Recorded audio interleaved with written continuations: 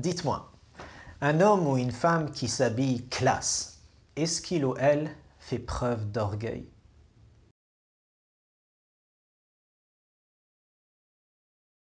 Assalamu alaikum wa rahmatullah, que la paix soit sur vous. Dans la série Dieu dans ma vie, abordons aujourd'hui le nom divin Al-Jamil. Al-Jamil renvoie à la beauté et nos savants font remarquer qu'on peut le comprendre de deux manières. Soit dans le sens qu'Allah subhanahu wa ta'ala est beau dans ses nobles qualités, il est parfait, il est sublime subhanahu wa ta'ala, et dans le sens qu'il se manifeste envers ses créatures de la meilleure manière, il agit avec beauté envers ses créatures. Où est-ce qu'on trouve ce noble nom divin? Dans une tradition prophétique qui commence comme telle. Le prophète sallallahu alayhi wa sallam parle à ses compagnons et il leur dit لا يدخل النار من كان في قلبه مثقال حبة من خردل من إيمان. N'entrera pas en enfer celui qui a dans son cœur ne serait-ce que le poids d'atome ou le poids d'une graine de moutarde, de foi, de iman, de croyance dans son cœur. ولا يدخل الجنة من كان في قلبه مثقال ذرة من خردل من كبر. Et n'entrera pas au paradis celui qui a dans son cœur ne serait-ce que le poids d'un atome ou le poids d'une graine de moutarde de orgueil.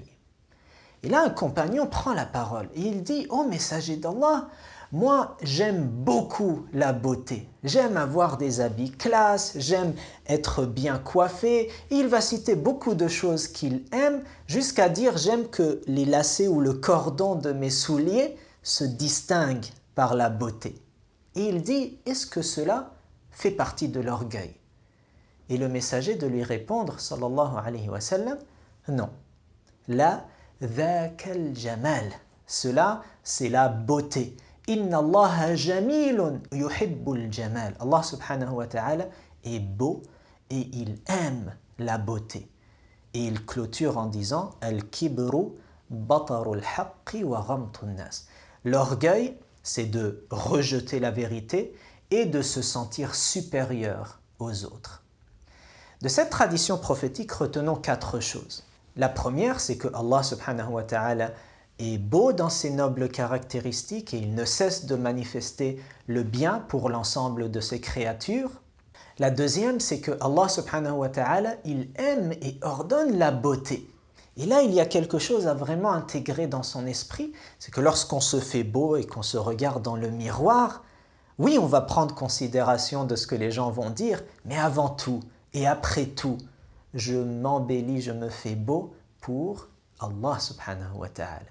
Et lorsqu'on pense de cette manière, ça nous permet de faire de bons choix au niveau esthétique, au niveau de notre manière de s'habiller, de sa coupe de cheveux, etc., etc.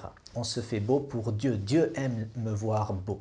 Troisièmement, les limites dans la beauté viennent lorsqu'on va se corrompre à l'intérieur. On le sait, la manière de s'habiller, la manière de se tenir, la manière même, les moyens de transport qu'on utilise, tout cela peut avoir une influence sur notre cœur, peut nous influencer à nous enorgueillir, à marcher d'une manière hautaine devant les gens. Donc il faut faire attention à cela.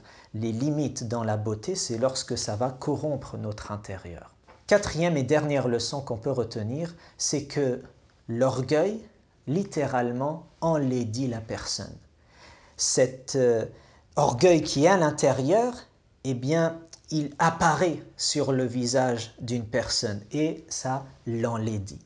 Combien de fois ça m'est arrivé de voir des savants qui, avec tout le respect, n'étaient pas beaux physiquement.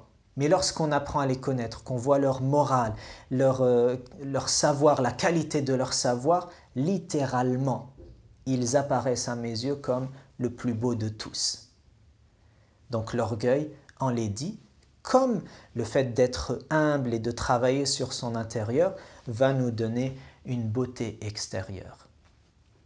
Allahumma kama hassanta khalqi fahassin khuluqi. Oh Allah, comme tu as parfait mon apparence, ma création, parfait, oh Allah, mon caractère, mon intérieur.